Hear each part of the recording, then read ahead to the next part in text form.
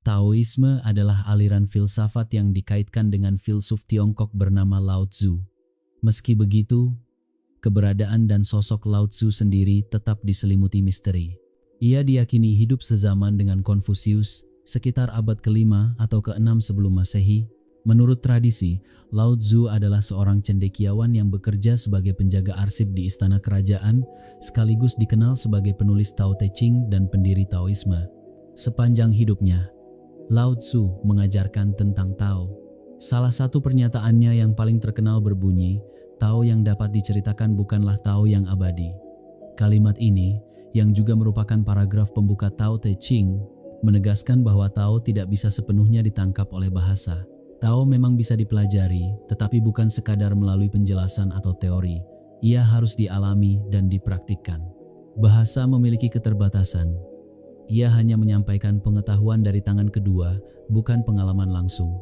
Menurut legenda, ketika Lao Tzu merasa ajalnya sudah dekat, para pengikutnya memintanya untuk menuliskan ajaran-ajarannya agar dapat menjadi pedoman bagi generasi berikutnya dalam memahami Tao.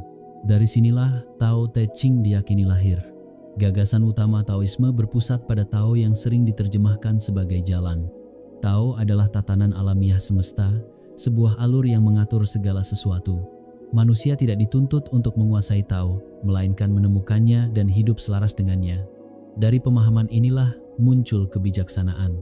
Konsep penting lainnya adalah Wu Wei, yang berarti bertindak tanpa memaksa atau tindakan tanpa usaha. Wu Wei menggambarkan keadaan mengalir, di mana seseorang bertindak dengan mudah, sadar sepenuhnya, dan selaras dengan situasi yang dihadapinya. Dalam kondisi ini, tidak ada perlawanan atau paksaan, namun justru tercapai keharmonisan dan kejelasan. Keadaan Wu Wei sering dianalogikan dengan seorang koki ahli yang memotong daging tanpa hambatan, seorang penebang kayu yang membelah kayu dengan tepat, atau seorang atlet yang sepenuhnya larut dalam gerakannya. Mereka tidak berpikir berlebihan, tidak memaksakan kehendak, tetapi menyatu dengan apa yang sedang dilakukan. Disitulah Tao bekerja, diam, sederhana, namun sepenuhnya hidup. Taoisme bersama Konfusianisme merupakan dua arus besar pemikiran yang membentuk peradaban dan budaya Tiongkok.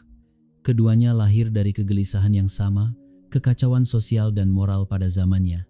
Namun, jawaban yang mereka tawarkan justru berlawanan. Seperti Yin dan Yang, Konfusius memilih jalan yang terang dan tegas. Ia menekankan pemerintahan yang kuat, hukum dan ketertiban, penghormatan terhadap tradisi, serta kepatuhan pada otoritas. Baginya, keteraturan sosial adalah kunci keharmonisan.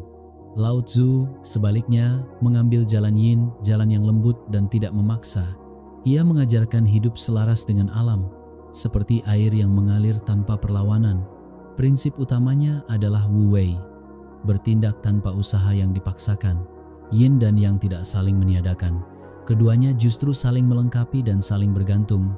Begitu pula cara Taoisme memandang dunia.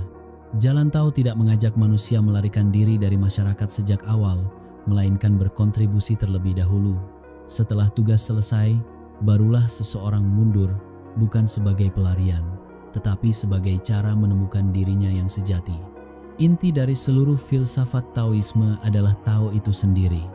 Tao seperti air, mengalir ke segala arah, memberi kehidupan pada tumbuhan dan hewan, namun tidak pernah menuntut pujian. Ketika sesuatu yang baik terjadi, Tao tidak hadir untuk menerima terima kasih. Tao tidak terpisah dari alam dan tidak pula terpisah dari diri kita. Tao adalah sebagaimana adanya segala sesuatu. Dunia, dalam pandangan Taoisme, adalah sistem yang saling terhubung.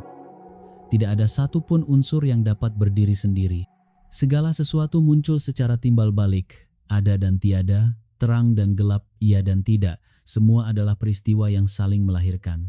Alam dan makhluk hidup muncul bukan karena hubungan sebab akibat yang kaku seperti dalam pemikiran barat, melainkan karena ketergantungan satu sama lain. Inilah salah satu kunci penting untuk memahami filsafat Timur. Karena itu, dalam lukisan Zen dan Taois, manusia hampir selalu digambarkan berada di alam, bukan sebagai penguasa, tetapi sebagai bagian darinya. Hidup berdampingan, bukan mendominasi. Tao juga berarti momen ini. Bukan masa lalu, bukan masa depan. Tidak ada konsep perkembangan dalam arti linier. Musim semi tidak berubah menjadi musim panas. Pertama ada musim semi, lalu ada musim panas. Begitu pula dengan diri kita. Dirimu saat ini bukanlah dirimu di masa depan. Bahkan, sosok yang hidup sekarang bukanlah sosok yang kelak mati. Kita semua adalah aliran yang terus bergerak. Masa lalu, masa kini, dan masa depan hanyalah ilusi pikiran. Yang ada hanyalah arus kehidupan. Bahkan kemampuan sederhana seperti mendengarkan musik bergantung pada hubungan halus antara bunyi yang baru saja berlalu, yang sedang terdengar, dan yang akan datang. Namun seringkali pikiran kita melompat ke masa depan, tentang pekerjaan esok hari, kewajiban yang menunggu, dan tanpa sadar merusak kehadiran kita pada momen ini. Taoisme mengajarkan kita untuk hidup sepenuhnya di saat ini. Para penganutnya membiarkan hidup berjalan apa adanya, selaras dengan alam. Ketika kita berhenti melawan arus kehidupan, banyak masalah pun perlahan menghilang. Ajaran ini terasa menenangkan dan membebaskan.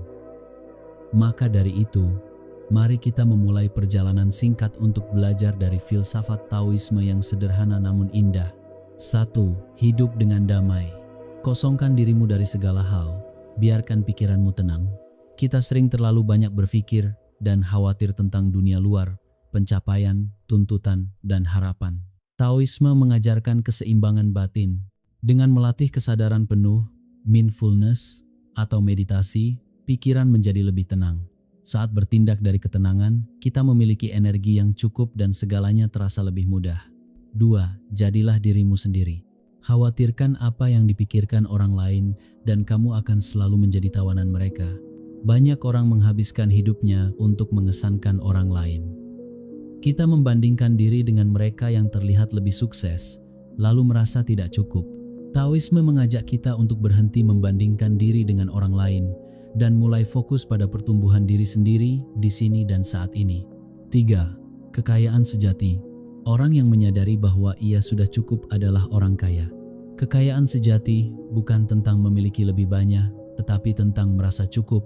Semakin sedikit keinginan, semakin damai hidup kita. 4. Lebih sedikit itu lebih baik. Jika sesuatu diisi sampai penuh, ia akan meluap. Terlalu banyak ambisi, harta, dan keinginan justru membawa masalah. Taoisme mengajarkan kita untuk menghargai apa yang kita miliki, meskipun sedikit. Kesederhanaan adalah jalan menuju kehidupan yang seimbang. 5. Jangan terikat pada benda. Orang yang terikat pada harta benda akan sangat menderita. Dalam banyak budaya, kita diajarkan bahwa memiliki lebih banyak berarti lebih bahagia. Taoisme berkata sebaliknya, kebahagiaan sejati datang dari kepuasan batin, bukan dari uang, kekuasaan, atau pengakuan. Belajarlah menerima dan mencintai apa yang sudah ada. 6. Semakin sederhana, semakin baik. Orang yang menyombongkan diri tidak akan bertahan lama. Kehidupan yang berlebihan, terlalu banyak pamer, ambisi, dan kepura-puraan hanya menambah beban pikiran. Dengan hidup sederhana dan minimalis, pikiran menjadi lebih jernih dan hidup terasa lebih ringan. Hidup sederhana adalah hidup yang baik. 7. Bersikaplah rendah hati. Laut menjadi raja karena ia berada di bawah segalanya. Kerendahan hati adalah kekuatan sejati. Seorang pemimpin yang bijak tidak menindas, tidak menyombongkan hasil, dan tidak menyalahgunakan kekuasaan. Lakukan yang perlu dilakukan, capai hasilnya, lalu lepaskan tanpa mencari pujian. 8. Jangan menyerah. Perjalanan 1000 mil dimulai dari satu langkah. Kesuksesan besar selalu dimulai dari hal kecil.